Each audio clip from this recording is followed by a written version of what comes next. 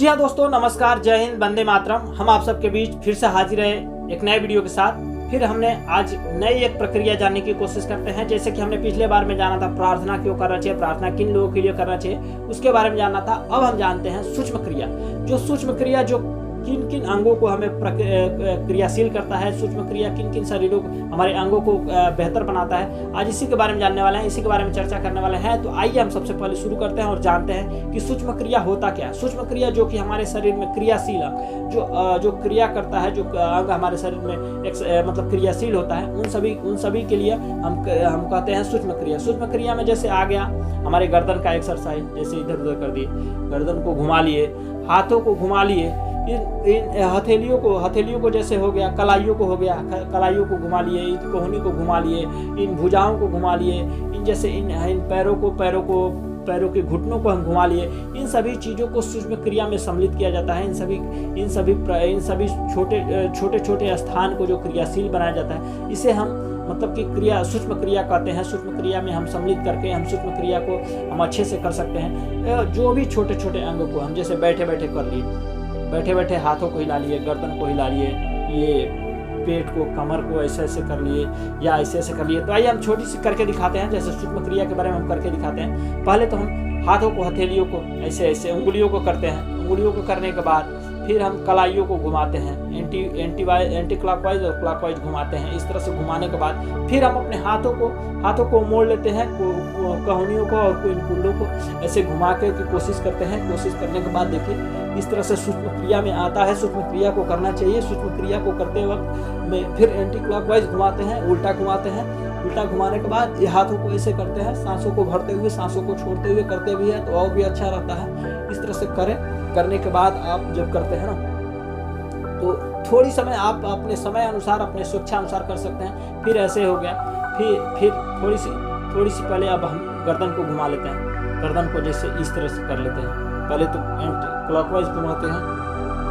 कई लोगों से क्लॉकवाइज नहीं घूमता है। क्लॉकवाइज घुमाते हैं तो उन्हें अंधेरा सा नजर आने लगता है, उन्हें चक्कर सा महसूस होने लगता है, उन्हें घूमटा सा महसूस होने लगता है। तो उनके लिए नहीं, पहले अगर हो सकता है तो आप अच्छा है, नहीं होता है तो आपको लिए दूसरा हम अभ्यास बताते हैं, उस तरह कर सकते हैं। जैसे अगर आपको इस तरह करने में आपको चक्कर सा, आपका तो अंधेरा सा महसूस हो रहा है ना, तो आपको फिर यहाँ से लेके जाना है, उल्टा कर यहाँ तक रोकना है, फिर यहाँ से लेकर जाना है, यहाँ लेकर आना है, यहाँ से लेकर जाना है, यहाँ लेकर आना है। इस तरह से आप कर सकते हैं। जिनके गर्दन में दर्द हो, जिनके रीढ़ की हड्डी में दर्द हो, जिनके सर में दर्द हो, वह व्यक्ति इसे बिल्कुल ना करें, और करें भी तो किसी गाइडेंस के माध्यम से, किसी योगाचार्य से बात कर लें, किसी योगाचार्य से आप जानकारी ले करके करें, जिसके वजह से आपके दर्द ना बढ़ जाए, जिसके वजह से आपके गर्दन की दर्द ना बढ़ जाए, जिसके वजह से आपका सर का दर्द ना बढ़ जाए। इसलिए सावधानियां भी बरतें इसमें। जिनके भी मतलब करें, धीरे धीरे थोड़ी करें। जिनके गर्दन में दर्द है वो धीरे धीरे करने का कोशिश करें। इस तरह से आपके गर्दन का एक्सरसाइज होता है। फिर ऐसे ऐसे कर लेते हैं एक गर्दन के लिए, फिर आगे पीछे करने के बाद ऐसे कर लेते हैं।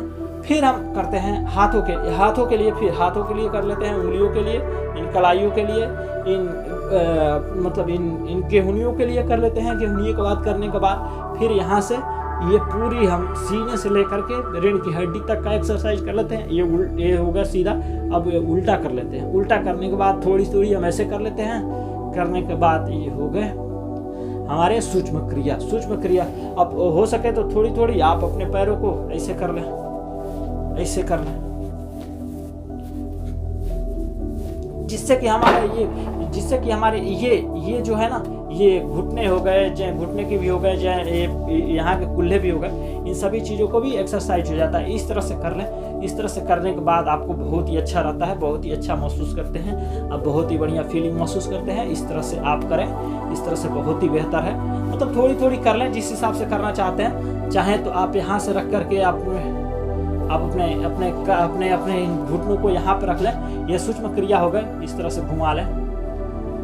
से घुमा लें, बहुत ही अच्छा रहता है, बहुत ही बढ़िया रहता है। फिर एंटी क्लॉकवाइज, एंटी क्लॉकवाइज, इस तरह से सूक्ष्म क्रिया को करें। यह सूक्ष्म क्रिया 5 से 7 मिनट कर सकते हैं, 4 से 5 मिनट कर सकते हैं, 5 से 7 मिनट कर सकते हैं, अपने समय अनुसार कर सकते हैं। फिर अपने पैरों को इस पे रखें, फिर इस तरह से यहाँ पे रखें, यहाँ पे घुमा लें।